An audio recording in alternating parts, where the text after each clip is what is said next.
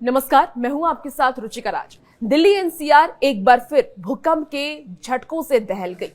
Richter scale पर भूकंप की तीव्रता 4 मापी गई। भूकंप सुबह 5:36 पर आया और इसके झटके इतने तेज थे कि लोग दहशत में अपने अपने घरों से बाहर निकल गए। वैसे तो दुनिया में हर जगह कहीं ना कहीं भूकंप आता रहता है, लेकिन देश की राजधानी दिल्ली भी लगता है भूकंप का एपिक सेंटर बनती जा रही है। दिल्ली एनसीआर पर भूकंप का बड़ा खतरा हमेशा से मंडराता रहा है और इसके पीछे 3 प्रमुख वजहें हैं। पहला वजह है राष्ट्रीय राजधानी क्षेत्र हिमालयी टकराव जोन से मात्र 250 किलोमीटर दूर है। दूसरी वजह की बात कर लें तो दिल्ली एनसीआर से 3 प्रमुख फॉल्ट लाइंस गुजरती हैं और तीसरी वजह दिल्ली एनसीआर का बड़ा इलाका भूकंप के चौथे जोन में है और दिल्ली में कभी भूकंप के तेज झटके आए तो समझिए कि तबाही को कोई नहीं रोक सकता है।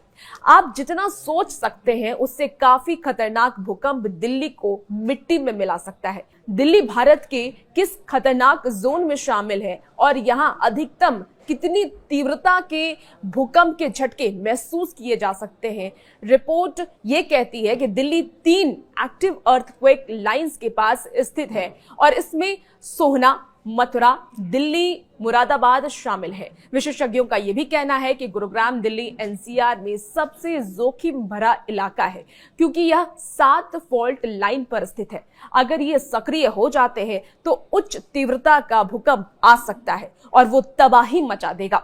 भारतीय मानक ब्यूरो ने भूकंप की तीव्रता और आवृत्ति के आधार पर भारत को 4 भूकंपीय क्षेत्रों में बांटा है और इसकी मदद से ये समझने में आसानी होती है कि भूकंप आने वाले क्षेत्रों में रिस्क कम और ज्यादा कहां पर है, किन क्षेत्रों में भूकंप आने का खतरा ज्यादा बना रहता है। तो भारत में 4 भूकंपीय क्षेत्रों में जोन 2, जोन 3, जोन 4, जोन 4 भी शामिल है। आपको बता दें कि वहीं जोन 4 ज्यादा जोखिम वाले भूकंपीय क्षेत्र में शामिल है। यहां पर भूकंप की तीव्रता 6 से 6.9 तक हो सकती है। दिल्ली इसी जोन में आती है।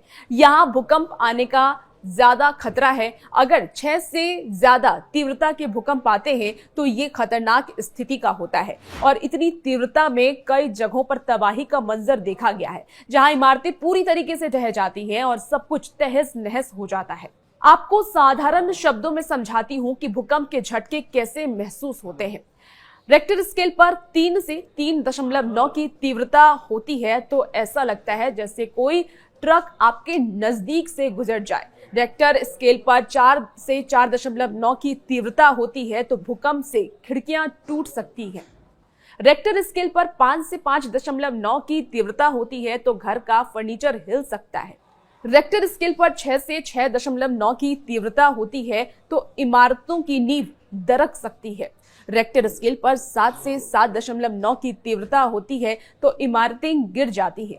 रेक्टर स्केल पर 8 से 8.9 की तीव्रता होती है तो इमारतें समेत बड़े पुल भी गिर जाते हैं और तब सुनामी का खतरा और भी ज्यादा बढ़ जाता है। रेक्टर स्केल पर 9 से ज्यादा अगर तीव्रता होती है तो फिर तबाही आती है और ये सबसे विनाशकारी स्थिति है।